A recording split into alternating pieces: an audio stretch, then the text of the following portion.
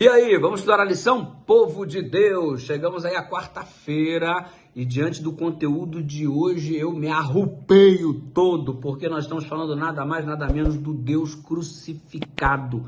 Exatamente, o que é uma loucura para alguns, Paulo diz que para nós é o poder de Deus, é a salvação. E diante do que estamos vendo, você é capaz de se perguntar, pastor, por que Jesus morreu na cruz? Por que ele não morreu de diabetes, de ataque cardíaco, de câncer, se precisava morrer pela raça humana? De repente, por que não foi atropelado, sei lá, claro que não tinha carro naquela época, sei lá, atropelado por uma carroça puxada por burros?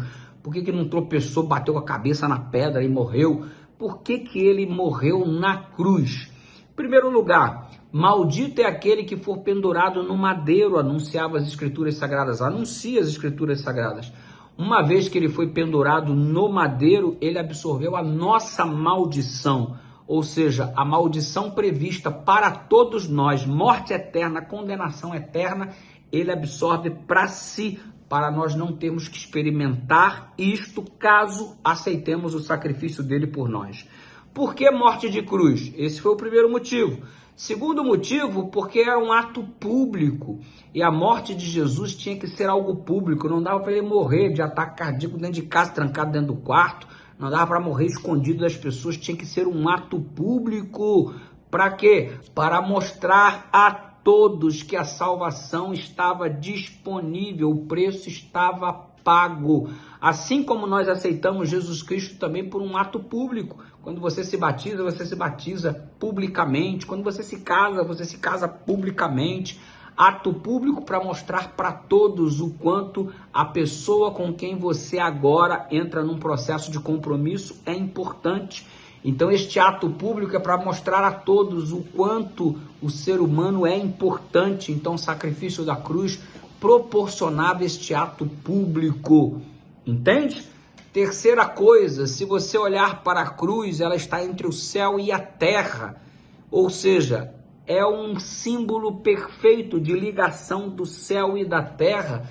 Inclusive, a visão que Jacó teve da escada que ligava o céu à terra, onde os anjos de Deus subiam e desciam, pode agora ser comparada à própria cruz, porque neste momento o céu está ligado à terra por intermédio do sacrifício de Cristo, e eu quero que você saiba que é exatamente o sacrifício de Cristo que proporciona a continuidade do ministério dos anjos que sobem e descem e que sempre estão atuando em nosso favor.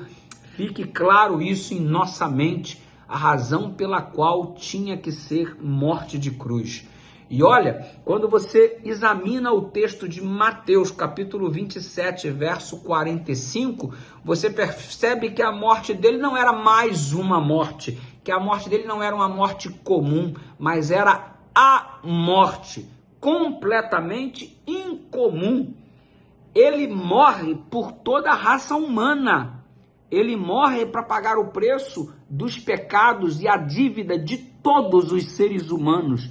E conforme narra as Escrituras Sagradas, você percebe que trata-se de uma morte sobrenatural, inigualável.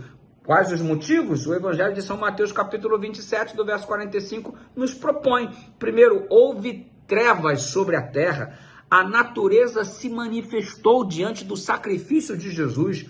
Você quer ver uma outra coisa? O véu do templo se rasga de cima a baixo, o cordeiro foge das mãos do sacerdote, indicando que o sacrifício estava feito na cruz do Calvário e não havia mais necessidade de sacrificar animais para perdão dos pecados, porque o tipo encontrou o antítipo. Jesus é o cumprimento profético. Você percebe que no Evangelho de São Mateus a terra tremeu, ou seja, não é algo natural que está acontecendo, não é uma morte qualquer, não é mais um que está morrendo. E agora, meu amigo, você percebe que as pessoas ressuscitam diante do sacrifício dele. Ou seja, verdadeiramente ele era o Filho de Deus. As palavras que pronunciou o homem que estava assistindo boquiaberto aquele sacrifício. Ou seja, verdadeiramente ele é o Filho de Deus, verdadeiramente ele é Deus. E ele morre como ninguém mais já morreu na história e ninguém jamais morrerá. Ele morre por toda a raça humana. Experimenta o sofrimento por todos e não simplesmente por si mesmo, como eu e você enfrentaríamos se estivéssemos sozinhos. Esta é a morte do Deus crucificado, que tornou-se homem, habitou entre nós, sofreu como nenhum para pagar o preço de nosso resgate. A gratidão no seu coração e, mais do que gratidão, a rendição da sua vida para este Deus eterno. Vamos viver em função dele, para ele, sermos dele, em nome de Jesus. Ore comigo, Pai querido, muito obrigado pelo sacrifício que fizestes por nós. Não há palavras para agradecermos. E ao invés de ficar falando, nos entregamos e nos comprometemos em nome de Jesus.